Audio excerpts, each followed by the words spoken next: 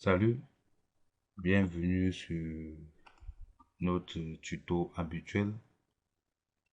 Aujourd'hui, je vais vous montrer comment aller directement à la saisie de données après avoir effectué le dictionnaire de données, le masque de saisie, quelques contrôles de cohérence et manque que la saisie de données. Bon, lorsque nous sommes à ce niveau, il suffit juste de cliquer sur le bonhomme que vous voici pour aller à la saisie de données. Ce bonhomme-là. En vert, lorsque vous cliquez dessus,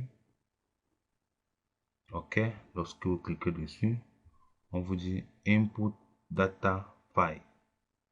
Vous voyez, vous venez directement ici et vous allez chercher l'emplacement du dossier dans lequel nous avons travaillé la dernière fois. Et si vous voyez ici, nous avons dictionnaire de données, masque de saisie, saisie de données. Donc c'est ici. Nous allons lui donner notre nom qui est saisie des données tuto débutant. Lorsque vous avez fait ça, vous cliquez sur ouvrir. On vous demande, on dit saisie des données tuto débutant. This file do not exist. Create the file. Donc créer ces fichiers. Vous dites oui. Ok, oui, cette fenêtre s'affiche à vous. Vous comprenez? Vous cliquez juste sur OK. Lorsque vous cliquez sur OK, vous arrivez à ce niveau. Operator ID. Operator ID. Quand vous êtes à ce niveau, il suffit juste de taper soit votre nom, Jonas, et vous cliquez sur OK. À ce niveau-ci, parce que nous n'avons pas fait de contrôle sur l'éditeur, ça veut dire que n'importe qui peut saisir son identification. Mais on va voir dans le prochain tuto comment bloquer ça et que ce soit seulement vous qui puissiez utiliser votre masque de saisie. Donc, à ce niveau, cliquez juste sur OK. Lorsque vous cliquez sur OK, vous voyez directement, ça nous sort notre page de saisie de données. Le numéro de la grappe, on peut mettre par exemple 001. Vous voyez, 001. Vous venez ici. Le numéro de la ZDD peut être 002 et vous cliquez sur Entrée. Donc, quand vous êtes ici à ce niveau, lorsque la page est terminée, vous cliquez sur Entrée. Là, ça vous renvoie à la page suivante. Le jour, par exemple, on peut dire que notre enquête, comme je vous l'ai dit tout à l'heure, l'enquête pouvait être déroulée du 1er au 15. On va essayer tout. Et mettre par exemple le 1er. J'appuie sur Entrée. Vous voyez ce qui se passe. Maintenant, si je reviens là et que j'appuie par exemple sur 16, j'appuie sur Entrée. Vous avez vu le message qu'on nous affiche. On vous dit ici que le jour de l'enquête est incorrect. Ça, c'est l'instruction que nous avons fait la dernière fois lorsque nous travaillons avec la programmation. Donc, on vous dit ici que c'est incorrect. Là, ça attire votre attention pour vous dire qu'il y a un problème. Si on met par exemple le 15, vous allez voir, il n'y aura aucun problème. Le 15 ici, 15, vous avez vu, il n'y a aucun problème. Vous voyez. Ici, on met notre mois 0, 04. Si on appuie sur Entrée, il n'y a pas de problème. Mais si on met autre chose, vous voyez, ça nous dit que c'est 4. Donc, ça refuse toute autre instruction.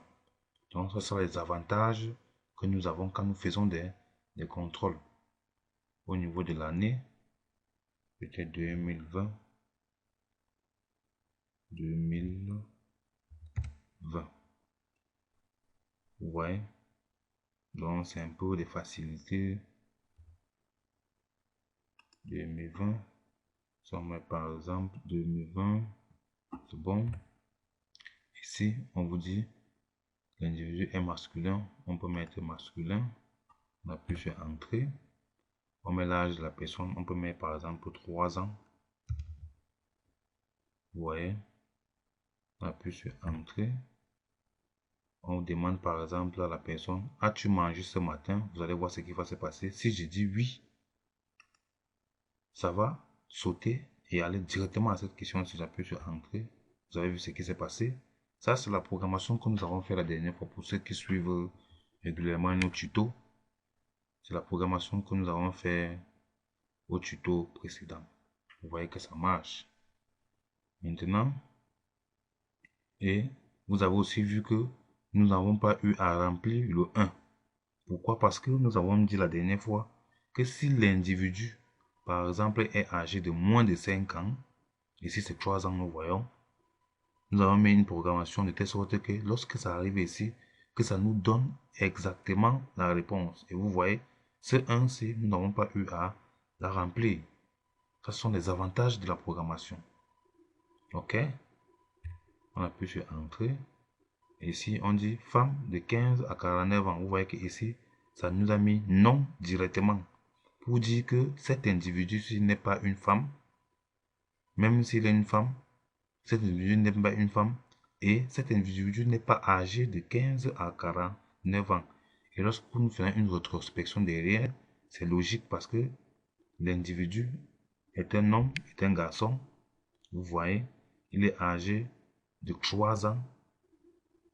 Vous voyez qu'automatiquement ici, ça nous met non. On peut donc aller à la fin du questionnaire. Donc, par exemple, oui, on clique sur Entrée. Lorsque notre questionnaire est fini, on dit Accept this case. Vous cliquez oui. Vous voyez que ici, ça c'est le premier individu qui a été rempli. Donc, on peut faire de même pour tous les autres individus. Vous avez vu exactement comment la programmation peut nous aider à nous faciliter vraiment la vie. On ne passe pas le temps à réfléchir, à cogiter sur des réponses qui peuvent être logiques. Donc voilà comment on fait la saisie des données. Et il faut dire que lorsqu'une donnée est déjà remplie et mise ici en jaune à votre extrême gauche, que vous voyez ici, l'enregistrement est automatique, donc vous n'avez plus besoin de cliquer quelque part pour enregistrer. Vous comprenez un peu? Lorsque vous travaillez et que vous êtes par exemple fatigué, vous venez ici à Stop. Vous cliquez sur Stop. Vous avez vu? L'enregistrement est fait de manière automatique. Vous avez enregistré votre questionnaire de manière automatique. Vous comprenez? Donc vous n'avez plus besoin de revenir sur ce questionnaire. Vous êtes fatigué, comme ça vous fermez cesse pour partir vous coucher. Lorsque vous allez revenir pour recommencer ou pour continuer votre travail, vous revenez ici. Hâte. Vous cliquez sur ça. Vous voyez, et vous pouvez continuer votre saisie. Et ainsi de suite. Vous finissez, vous cliquez ici, vous voulez commencer. Vous arrêtez. Et si vous avez fait une erreur, par exemple, sur un questionnaire, comme le premier ici, vous venez ici sur modifier. Donc, ça vous donne la possibilité de modifier. Vous comprenez? Ok. Bon, nous sommes arrivés à la fin de ce tuto. Le prochain tutoriel, je vais vous montrer comment exporter ces fichiers sur une base, par exemple, ou sur un logiciel SPSS, Stata, tous les autres logiciels que vous pouvez analyser les données avec. Si vous avez aimé, n'hésitez pas de vous abonner et de partager, comme je le dis toujours à vos amis, parce que la connaissance est bien lorsqu'on partage.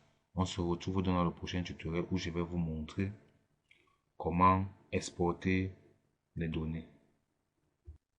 Si vous avez aimé, abonnez-vous en cliquant sur cette icône, s'abonner, qui est juste en dessous de cette vidéo. Et on se revoit pour un prochain tuto.